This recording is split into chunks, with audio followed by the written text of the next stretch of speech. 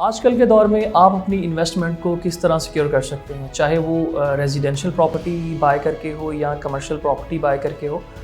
Normally लोगों का हमारे प्लेटफॉर्म से यही क्वेश्चन होता है कि अपनी वो इन्वेस्टमेंट को किस तरह सिक्योर कर सकते हैं और over the period of time उस पर एक अच्छा रेंटल इनकम कैसे गेन कर सकते हैं।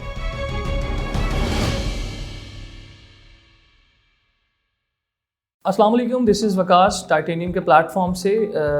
जैसा कि आप जानते हैं, इस प्लेटफॉर्म से आपको डेली बेसिस पे डिफरेंट अपडेट्स मिलती रहती हैं।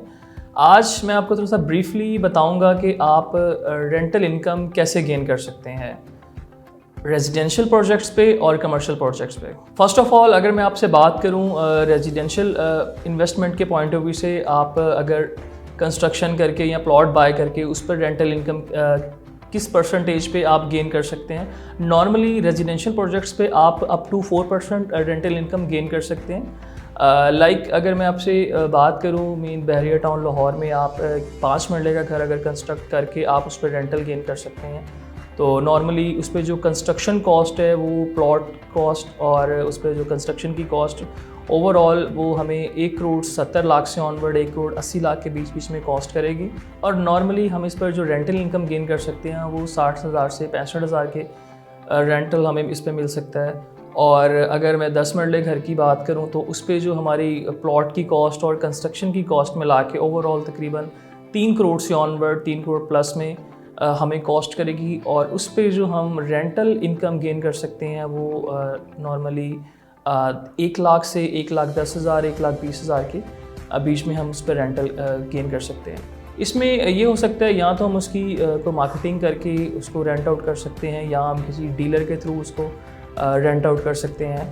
तो उस पर प्रॉपर हमारा एग्रीमेंट जो साइन होगा कि हम घर कितनी देर के लिए रेंट आउट कर रहे हैं, 1 साल का है, 2 साल का है या 3 साल का है। तो इस तरह से हम रेजिडेंशियल प्रोजेक्ट्स में इन्वेस्टमेंट करके रेंटल गेन कर सकते हैं। सेकेंडली, अगर मैं आपसे बात करूं कि हम कमर्शियल प्रोजेक्ट्स में किस तरह इन्वेस्ट करके और उस पे किस तरह से रेंटल इनकम गेन कर सकते हैं, उसमें डिफरेंट प्रोजेक्ट्स हैं पाकिस्तान में, लाहौर में, इस्लामाबाद में, जहाँ पे आप अपार्टमेंट्स में आप इन्वेस्टमेंट करके वहाँ पे रेंटल गेन कर सकते हैं। कमर्शियल में बेसिकली डिफरेंट प्रोजेक्ट्स है जहाँ पे आपको फिक्स रेंटल मिलता है। 2 तरह के सिनेरियो होते हैं। एक, आप अगर इंस्टॉलमेंट्स पे चलते हैं तो इंस्टॉलमेंट्स पे आफ्टर पोजेशन आपको आप रेंटल आपका स्टार्ट होता है। अगर आप फुल पेमेंट पे आप इन्वेस्ट करते हैं, फुल पेमेंट पे, तो वेरी नेक्स्ट मंथ से आपका रेंटल स्टार्ट हो जाता है। और अभी जो करंट सिचुएशन चल रही है पाकिस्तान में, कुछ ऐसे प्रोजेक्ट्स भी हैं जहाँ पे आपको अप टू 10% रेंटल गेन हो सकता है।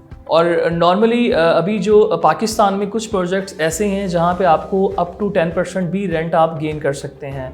इसमें भी कुछ टर्म्स एंड कंडीशन आपकी डिसाइड होती हैं। जिस कंपनी से आप कॉन्टैक्ट कर रहे हैं, एग्रीमेंट कर रहे हैं, बाइंग कर रहे हैं आप जिस कंपनी से, ओवरऑल सारी रिस्पॉन्सिबिलिटी कंपनी की होती है कि कंपनी उसको किस तरह से रेंट आउट करती है। आपकी इसमें ज़रा भी हेडेक नहीं है कि आपके साथ जो डिसाइड हुआ हुआ है रेंट की, आपके साथ फिक्स रेंट, आपको इतना रेंट मिलना है, वो आपको डेफिनेटली मिलना है। बाकी ये कंपनी की रिस्पॉन्सिबिलिटी है, कंपनी की हेडेक है। कंपनी उसको टीवी में ऐड दे के रेंट आउट करती है या सोशल मीडिया के ज़रिए कंपनी उसको रेंट आउट करती है। और अगर हम ओवरऑल बात करें इस पे रेशो की, जैसा कि मैंने प्रीवियस आपको बताया है कि रेजिडेंशियल में आप अप टू 4% रेंट गेन कर सकते हैं और कमर्शियल प्रोजेक्ट में इन्वेस्टमेंट करके आप अप टू 6%, और जो लास्ट में मैंने आपको बताया कि कुछ प्रोजेक्ट्स ऐसे हैं जहाँ पे अप टू 10% भी आप रेंटल इनकम गेन कर सकते हैं।